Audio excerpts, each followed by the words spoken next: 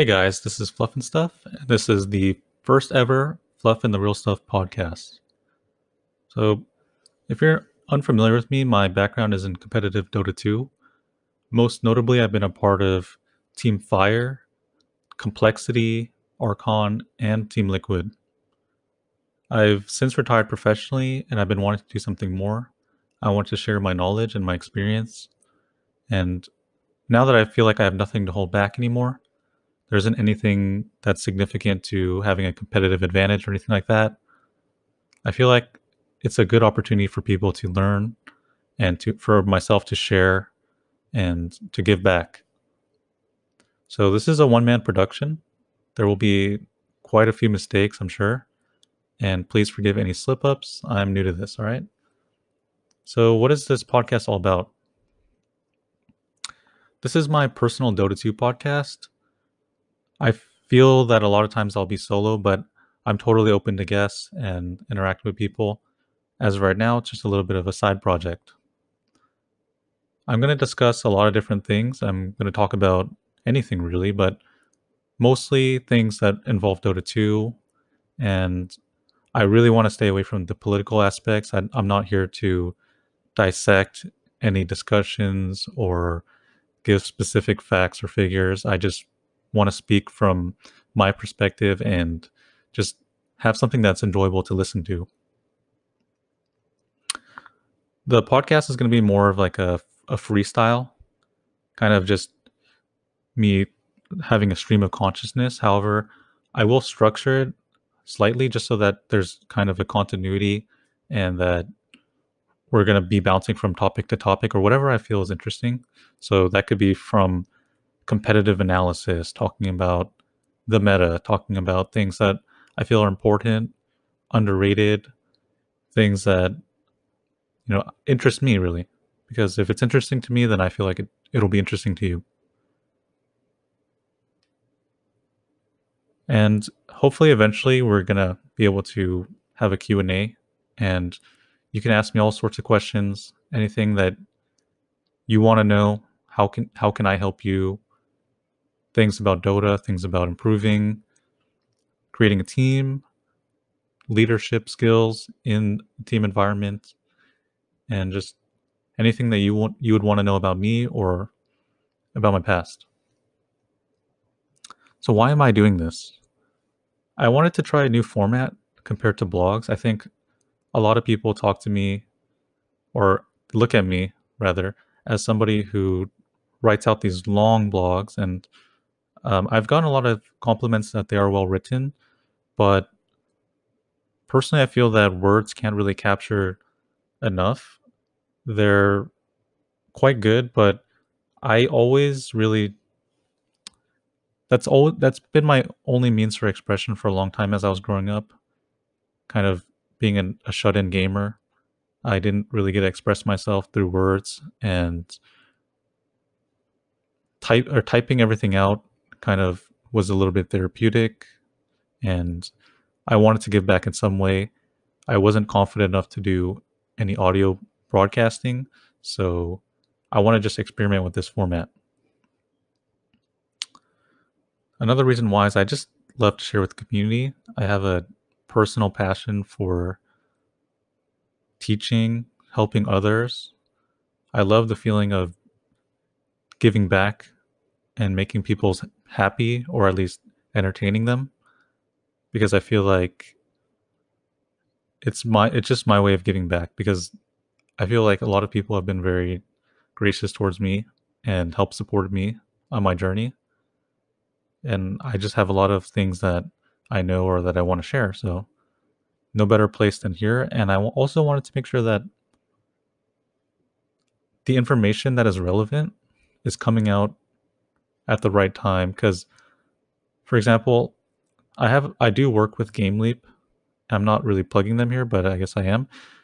I make a lot of really great content with them, such as like a drafting guide, which is something that no professional player has really done.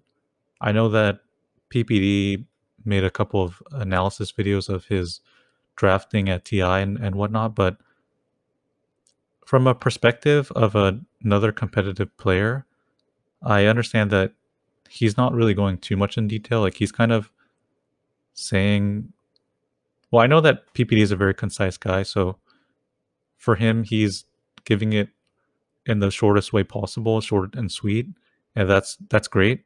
Like we appreciate that in PPD because, and that's a great leadership quality as well. However, I feel like Dota is such a nuanced game, and it has so many little things about it that need to be explained, especially to somebody from the outside looking in without all the competitive experience and all the background. And also, looking at it in hindsight is a lot easier to because you have all the information available to you.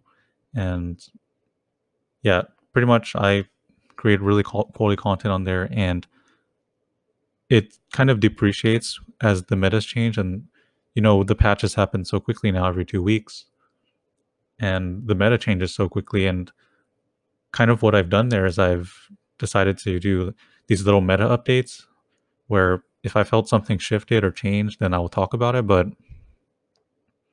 I realized that not too many people visit the site.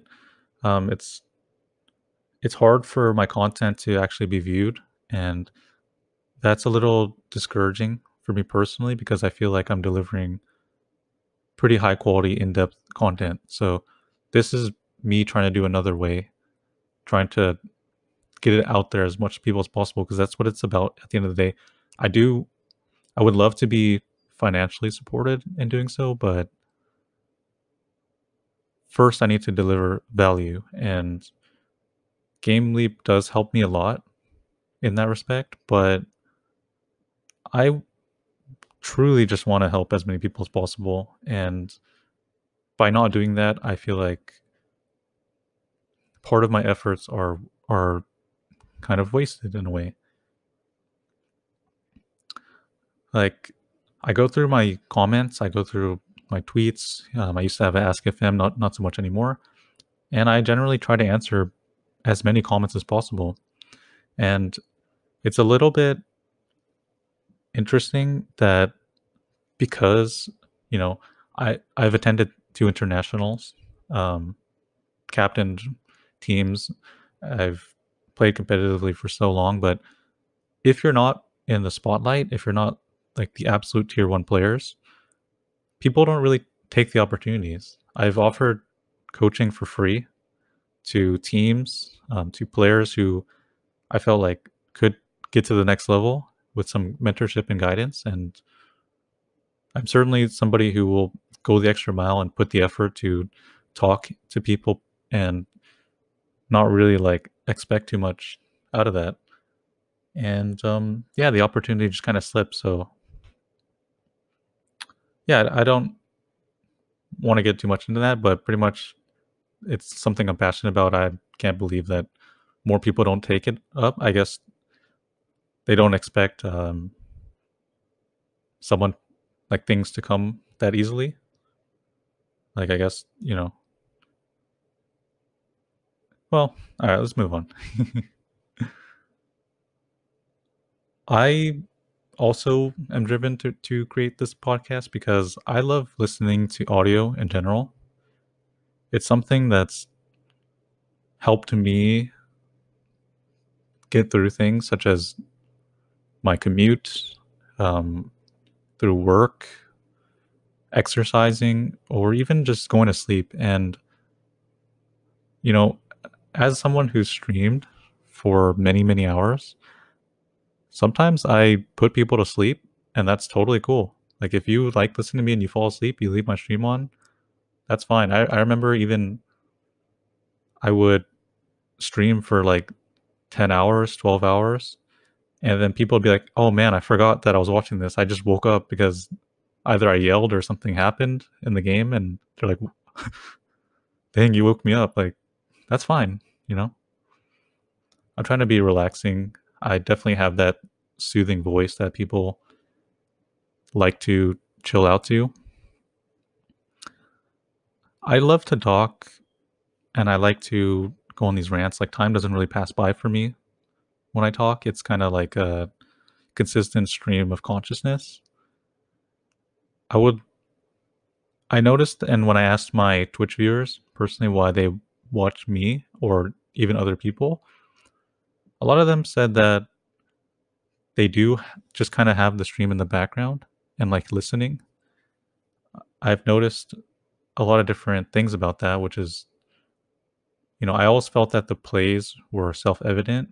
I'm a good player. I know this, and I play support. If someone wants to come in for support, they're gonna get a good value out of this. But people, a lot of times my numbers tend to spike when I'm just talking, and so streaming is a lot more stressful than this sort of environment because I'm expected to play something. And Dota itself is a game that requires a lot of focus. And on my end, I'm a very focused individual. There could be earthquakes happening, World War III could be happening, and if I was playing Chen, I would probably not notice whatsoever. There are things in the game that completely absorb me, and I think that's the reason why a lot of people get into gaming in general. You can kind of I know as a kid, it was a good way to escape the world. Just family's over for the holidays. I do not want to interact with anyone. Let's just play some games and it's over. Or you're going through some hard times or whatever it is, and yeah, that's good. It's whenever I was sick, I just played the games, and it was just always a way to get out of my body and just into the game. And I truly always felt like I was there, and that's why games are so powerful. I would love to just keep developing my voice. I know that from casting and from streaming and just rewatching my VODs that um,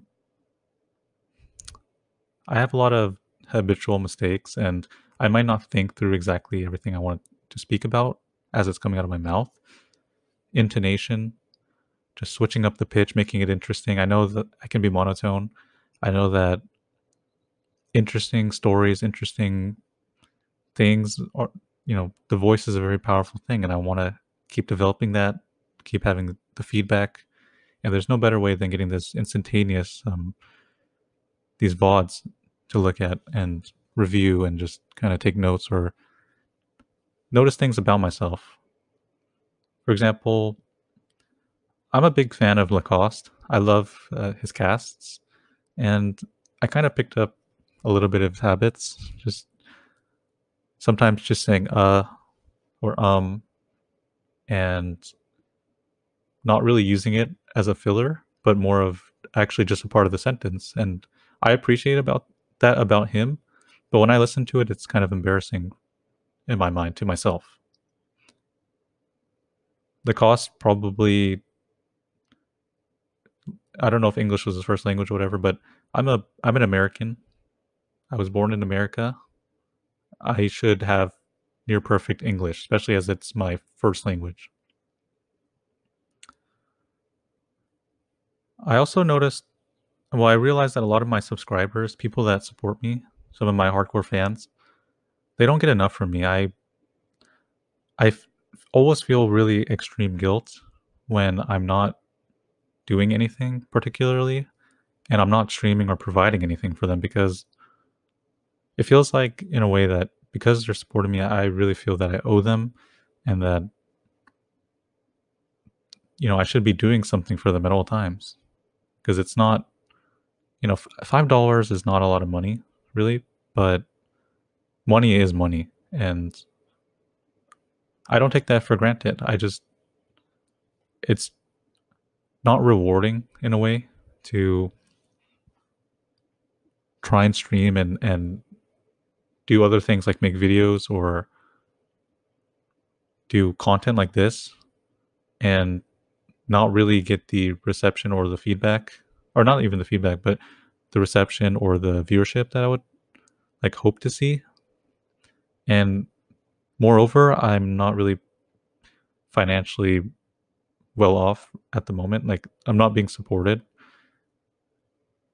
very well from these outlets. I'm doing it a lot of the time for the passion or just for the people that I really have cared about, the people who have supported me throughout this journey and everything. So I do it for them, and I do it because I love to teach and help. I just want to provide good content for the people out there, and hopefully the people supporting me like enjoy this sort of thing. We're almost through this. I'm sorry. We will get into topics. I just wanted to cover the basics because this is the first time I've done it. I've always noticed that when I streamed, my viewership always tended to spike.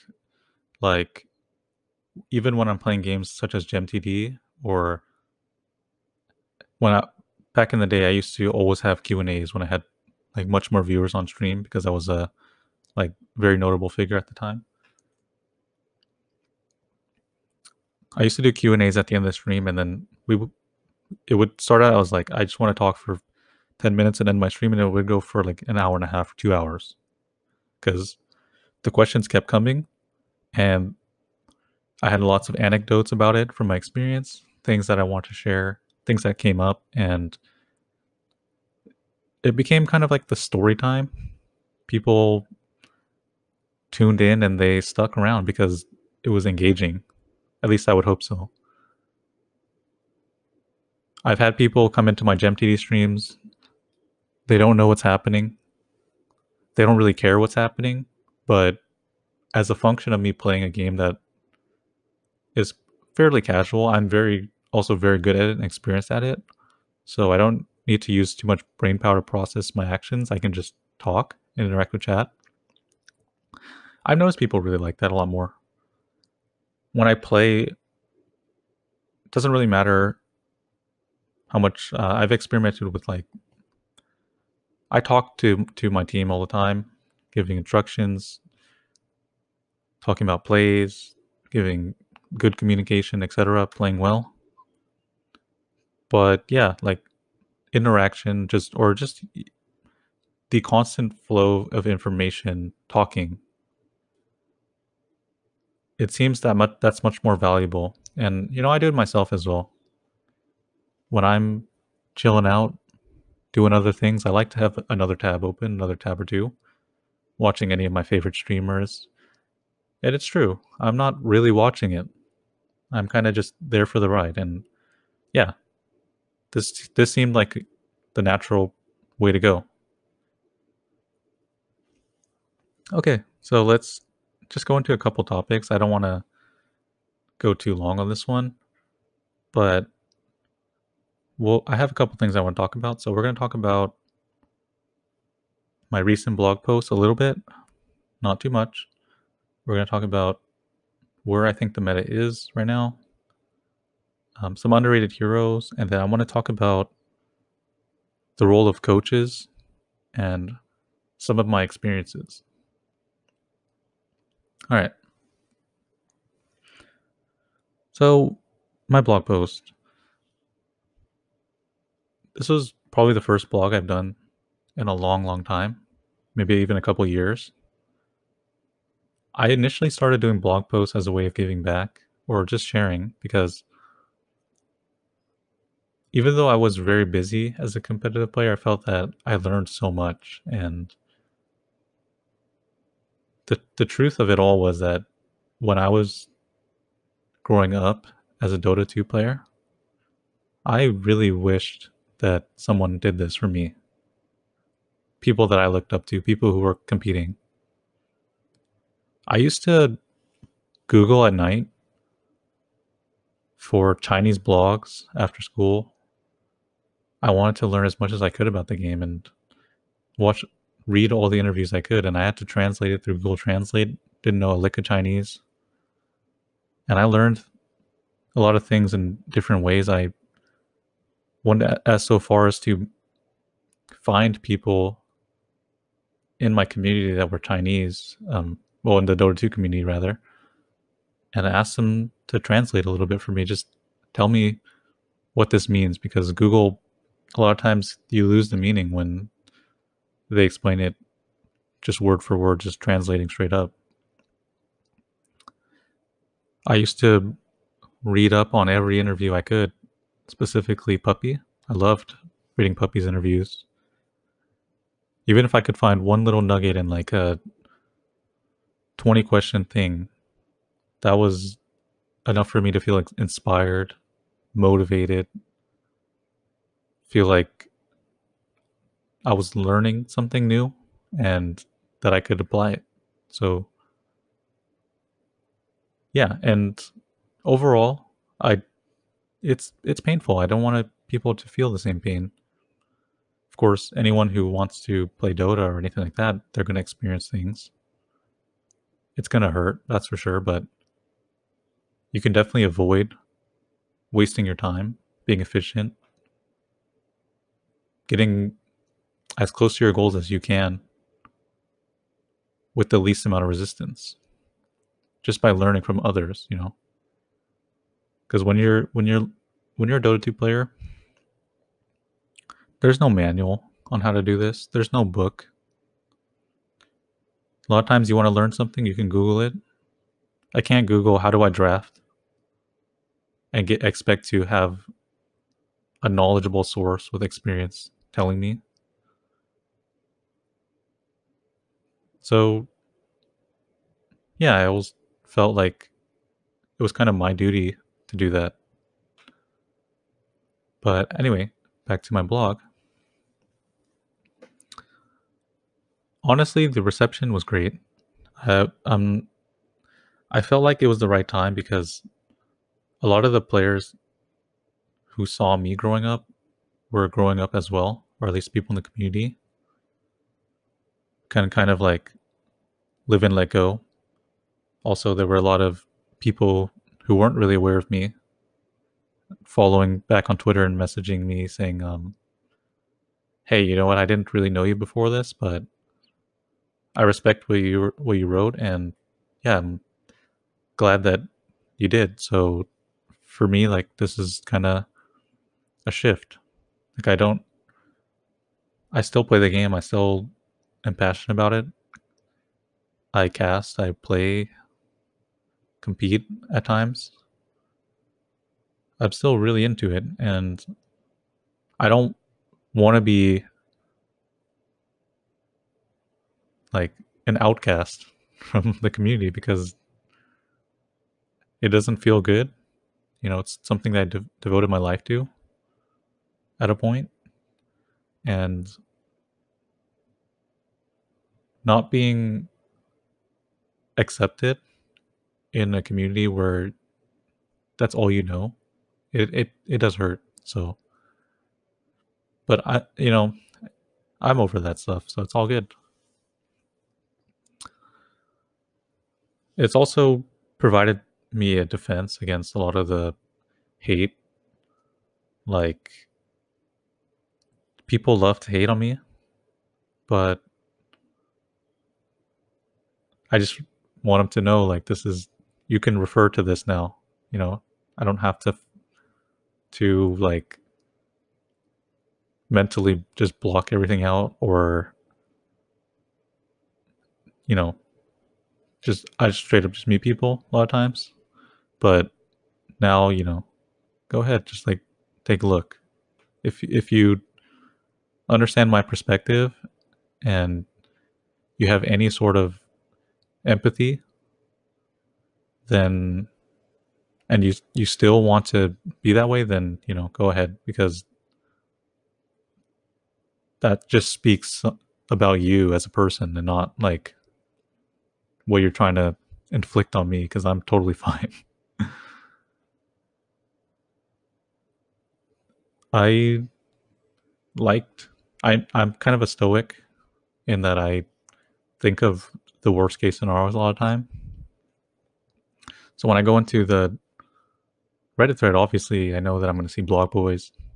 I'm going to see references to the last blog I wrote, everything.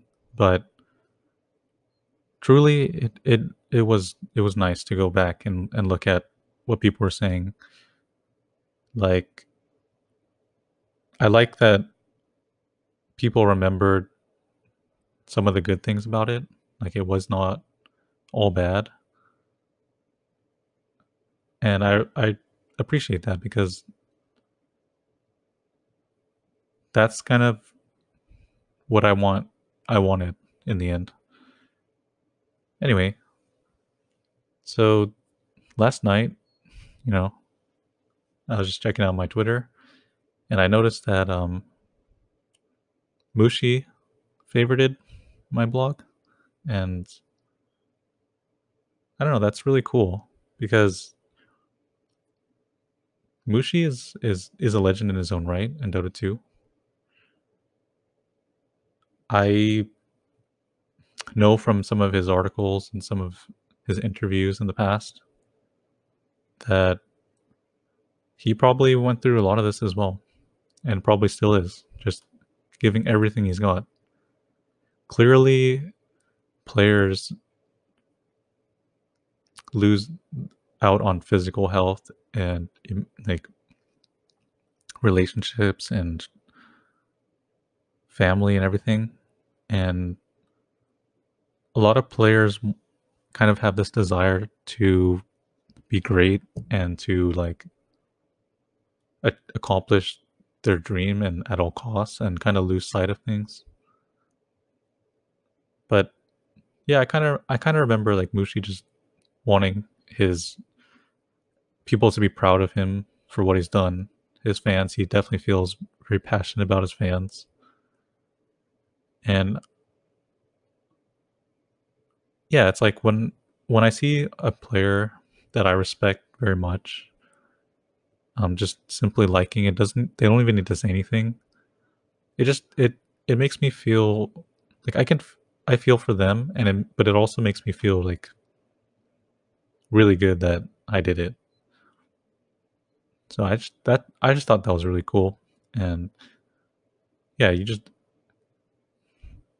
it's kind of like I wonder what I can put out there in a positive manner, you know. I don't want to ever put anything out that's emotional or hateful or political. I just want to have honest discourse, conversation with the community and just sharing, and who knows like what that can do. Like I'm I was really surprised. I didn't expect much. So yeah, thanks. Thank you to everyone for if you liked reading the blog or the blogs in the past, or just you were a fan or you like this podcast. Just let me know because it it's encouraging, you know. All right, let's move on. So let's talk about some underrated heroes. All right, this isn't going to be too long. Just heroes like Morphling. Morphling is what Rubik should be.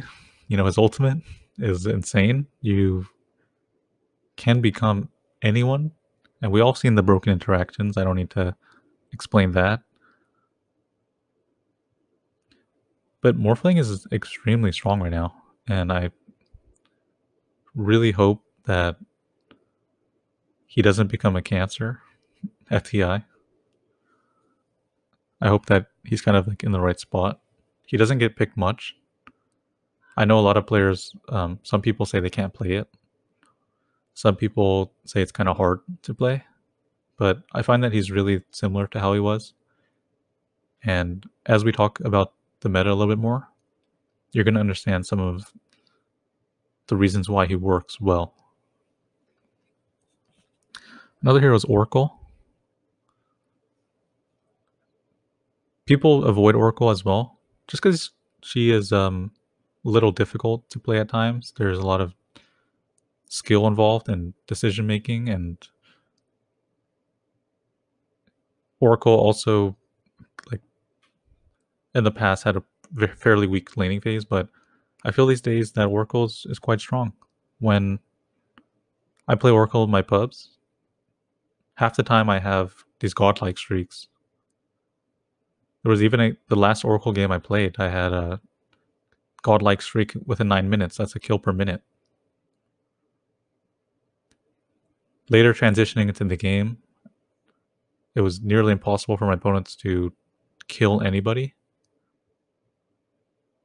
Magic heroes have come back into flavor. You'll see Leshraks, Linas, Venomancers. The ability to negate all of this magic damage combined with the meta, which really some of the best teams in the world are catching on, and we'll talk about it more, are these utility items. That's something that my team was known for a long time ago, back in the Dota 1 scene, or well, not Dota 1, but the early Dota 2 scene, right before TI2. Hannah Montana. We always built Darkseers, Beastmasters, Tidehunters, Mech Pipe every game. We didn't have things like Helma Dominator, the Amazing Aura, or Crimson Guard, but we sure as hell would have built it if we had the chance. It's These items are obviously extremely powerful. Everyone knows it. But incorporating it into your lineup is not often something people think about. It's often overlooked. It's not really like a necessity, it's more of a afterthought. Well, what if you made it a necessity? When I was playing Dota 2 and I talked to someone who I consider like one of my biggest mentors ever, there was an ongoing philosophy in Dota 1 at the time where if one team had a mech and the other team didn't have a mech, you had a significant advantage in the fight because you were able to outlast them. The skill, the armor, the team item, it made it so much more difficult. So oftentimes the teams with the mech would use that as a timing, like, hey, we have a mech, they don't, let's go push, let's go fight. And a lot of times they went in their favor. I really took that to heart going to TI2. Instead of going blink daggers, instead of going force staffs, we built pipes, mech, vanguard. We created heroes that were really tanky. And my team, Complexity, back then, if you took a team fight into us, many teams ignored those items. I never felt like our players were the best in the world, skill wise. But because of this team element and these items, especially, moving around together, pushing, we overcame a lot of the best teams in the world.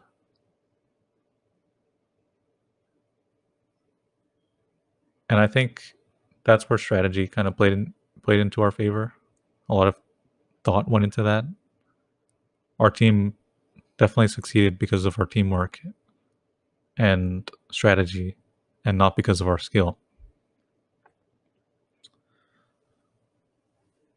So that takes me to the meta. Heroes that build utility items are incredible. They provide so much for your team. It's kind of my understanding, or at least I've been thinking about this for many years, that there's sort of this little bit of a rock, paper, scissors in a way. It's not so specific. Dota has so many nuances, but let's just say there's initiation, counter initiation, just as the two pillars. So let's just take very common initiating heroes: Beastmaster, Sand King. Okay, you get a blink dagger, blink in, stun. Okay, and now let's look at traditional counter initiators: Tidehunter, Enigma. Okay, Those counter initiators, oftentimes they don't just run in, right? They're kind of waiting. The initiators jump in. The team, their team needs to follow up, either for secondary disables, for damage, burst. It forces them to move into you. And if you're prepared, running into a ravage, running into a hole, grouping up, a lot of times you won't kill the person you go on, and your team will die. Or at least their abilities will be disjointed by just getting stunned or whatever it is. Throw in the fact that you can make these heroes tankier than they are, specifically Tidehunter, Pipe, Mech. How can you possibly bring this hero down without throwing everything at him? And even then, he'll turn the tides, right? No pun intended. What happens after that? Your team's stunned, our team comes in, and we go. So I kind of feel that in a lot of situations, counter initiation will get the better end of the stick. It's usually when the team that initiates first faces another team that has no counter initiation. That's when lineups come down to who goes first. We hear that a lot from casters. It's going to depend on who initiates first. That's how we're going to win the fights. But not so when you have heroes that can change the tide of a fight. Counter initiate. When you don't have this element in your lineup, that's what you get. Who goes first will win. Who starts the fight off 4v5? Who gets the burst off? Obviously, with numbers, you're at the advantage, correct? But when a hero becomes difficult to kill and you set that hero out in the front, you make sure he's gone on. He's the tank, really. Not only does he make it difficult for your opponent, he also kind of prompts mistakes. Like they might choose to go on him, they might throw things at him and he'll survive. Then those are things that they cannot use on other heroes, specifically your DPS heroes. But it also, it kind of is intertwined in that now your DPS heroes are able to have space in the fights. How many times have you seen lineups where everyone is squishy, and even you might have experienced yourself where you're playing a carry or mid and there's no one to stand in between you and the enemy, so it's very easy for them to just pick you off, no matter if you have the best items ever. Like you have all this DPS, if you had the chance to right click for 5 seconds, you would kill anyone, whatever it is. So I think the meta is tanks. I think tanky heroes. I think also because of these tanky heroes, right? Let's just take example Crimson Guard. Because these heroes are prevalent, you can't all in on one source of damage, one source of DPS. So if you have, let's say you have Terrorblade and a TA on the same team, what do? Pure physical. Not a lick of magic damage. Items like Crimson Guard, items like Heaven's Halberd, completely stint your team. Just the fact that you have that. But so now there becomes a need for like a mix, so that you're not being like completely shut down by one or the other.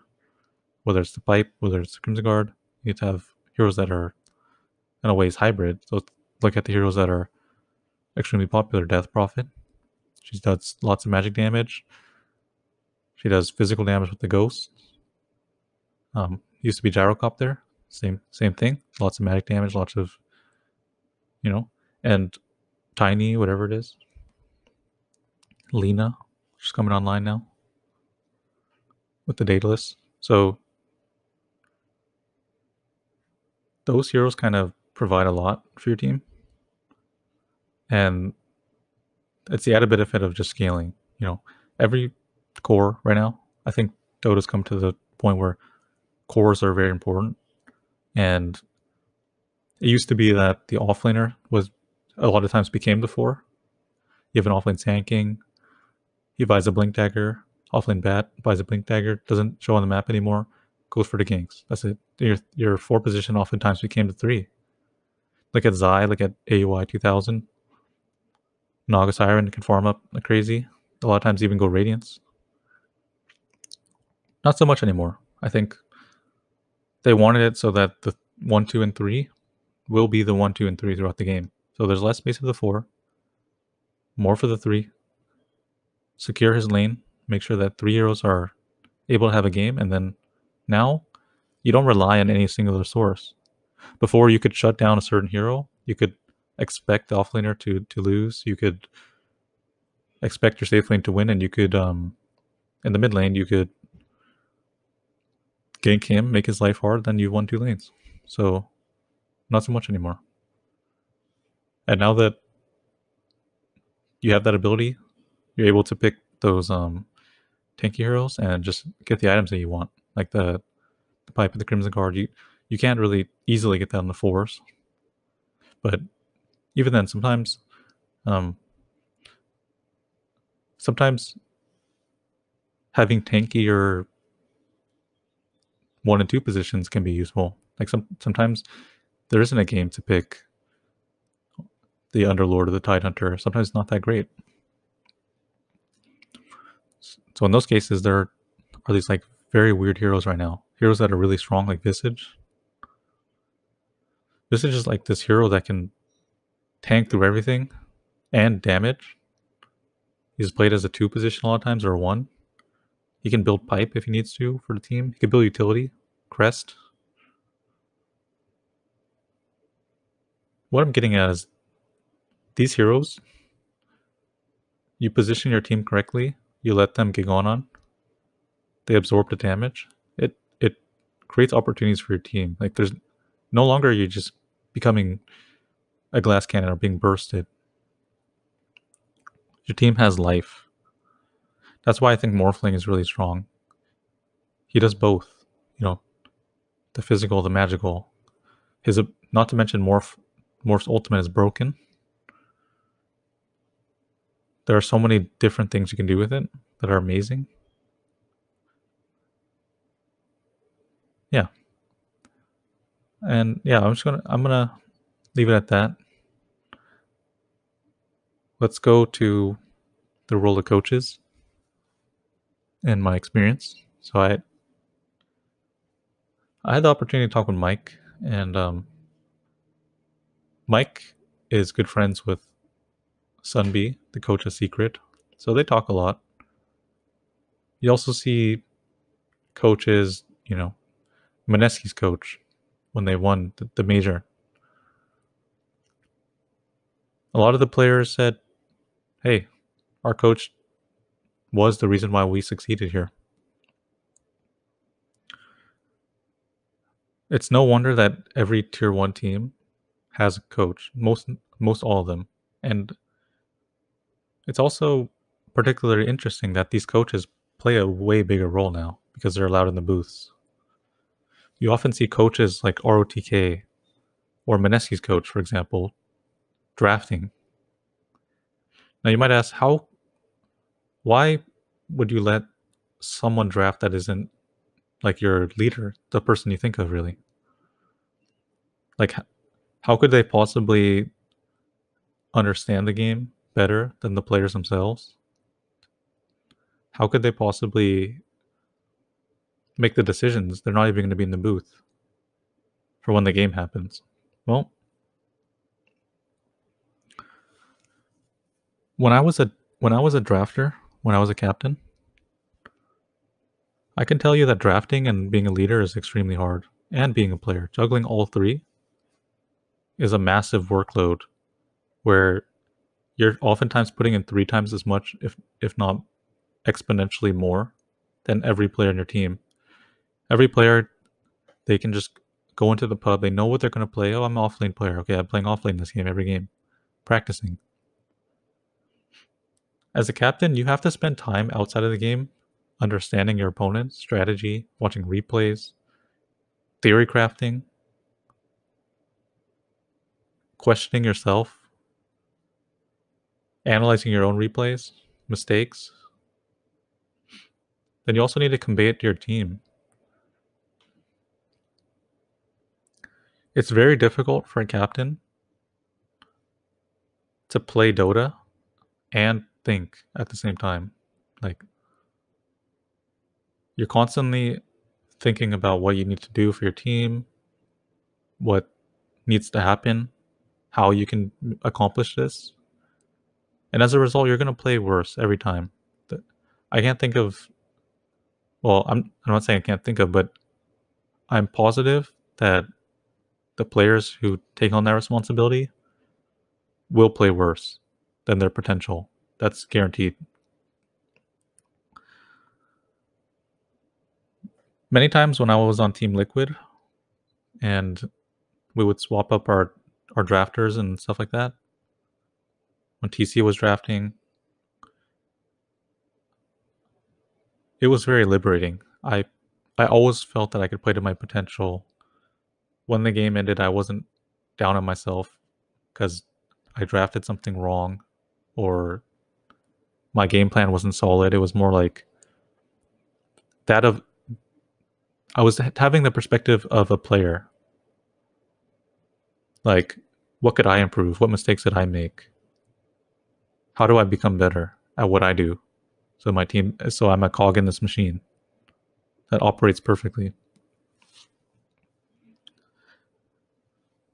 That's the scenario that you would love every player in your team to have. But why the captain doesn't get that is because he has all these other expectations and responsibilities. Not only that, but the meta changes so rapidly from patch to patch. You might be a captain like Kuro or Puppy, but no matter how smart you are, no matter how good a leader you are, if things change and you're not ready, you're gonna you're gonna you're gonna have a hard time. Another thing about it is that there's a bias when you go into pubs. Let's say that back in the day I'm Fluff and stuff. I play support for Liquid. If I go into a game, I'm of course going to want to use my name Fluff. I want people to know it's me because that gives me an advantage. That gives me the edge to get the role that I want. That gets a little bit of respect. People when players smurf, even the best players, and people don't know who you are, man, it doesn't matter if you're one of the best players. They are going to talk down to you. They're going to treat you like trash. You're far better off using your real name, knowing that there's a little bit of there's substance behind who you are and people can trust you. You're not just some random person. And you'd be surprised how many players get flamed. Some of the best players get flamed on their smurfs. Anyway, so when you queue up, people expect something from you. They expect you to be this. They put you in a box. It's Fluff. He's playing support. Okay. Even if I'm Divine 5, rank 100 something, and then my teammates would be like Divine 5, 600, 700, 400, 300. They'll take every core ability. They'll take safe lane, they'll take mid, they'll take off lane. And then on the opposing team, there's going to be someone similar to my skill, someone, probably around the same rank. They're gonna like crush and carry the game because they're essentially battling up versus a lot worse players who don't understand as much as they do. It's a fact. A lot of times professional players at that.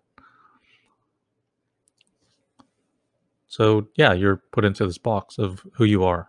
And that is completely fine for every single person whose aim is to be a professional player. You want to be playing your role, of course you do. You want that. But when you're a captain, you need to understand all aspects of the game. You need to understand what your carry wants and needs, your mid, your offlaner, your other support. You need to have played those matchups and against other matchups to get the understanding of the game and of the meta. It always changes. It's not there have been like huge shifts in how these roles play and what they need. Do offlaners need support? Do they need dual lanes now? Is mid not the lane to harass? Are the mids your carry? Do they need support? Do they need stacks? Is your carry gonna want to join fights, or if he joins fights, is he losing too much momentum? There are so many questions to ask, and theory oftentimes doesn't answer. You watching a replays doesn't give you that feeling as a captain. I always watch streams, and sometimes I watch Dota TV 24/7, which is a channel that follows pub games, like of pro players or known players, and you can kind of see these pubs just from the perspective of a bot that just clicks on Dota TV and pretty much player perspectives, whoever. I see players like Puppy and Kuro all the time, some of the best captains in the world. And what are they playing? They're playing carry, they're playing mid, they're playing off lane, everything. Because they understand they need to understand the game to be a leader. They need to understand better than anyone else. You can't just focus on your one role. So this is why I'm saying that being the captain is much harder. And then this leads me back to the role of coaches. The coaches, when they play their pubs, wow, you can play anything you want. Wow. No one knows who you are. No one thinks about it. Sunby plays mid. Sunby plays offlane. He has the perspective of every player without the expectation. And that gives you more insight into the game than anyone practicing to be the best they can be as a player. You also don't have the emotional stress. You can view the games objectively from the outside looking in, watch the replays while people are playing, analyze mistakes, draft errors, potential moves. It's obvious that coaching is a very important aspect of the game. The amount of relief for a captain, no matter how you may view it as an outsider, you might say Fly is an amazing captain, OG. Why do they need effing Mad? You probably can't believe how much he helps them. Because I know that if I was a captain, if I was playing, having somebody to talk to who has that perspective is a huge help. So everyone should kind of understand like why it's important to have a coach, what they do for the teams, and yeah, how important they are, and how much they make the lives of everyone important. And organizations that think having a coach is BS, they really need to find some time to allocate resources to picking up one because it's extremely important. All right, guys, we are nearing the hour mark. I said I wasn't gonna go too long. I was kind of worried because I was getting through everything around 10 minutes, but you know what? That's the style we go for in this podcast. So I'm gonna go ahead and start wrapping it up now. If you liked it, please let me know. Follow me on Twitter at Fluff Dota. Feel free to message me. I respond. I really want to provide value, give people something to listen to, something interesting, unique. All of my updates are on there, whether I cast, whether I stream, whether I make one of these, whether I blog.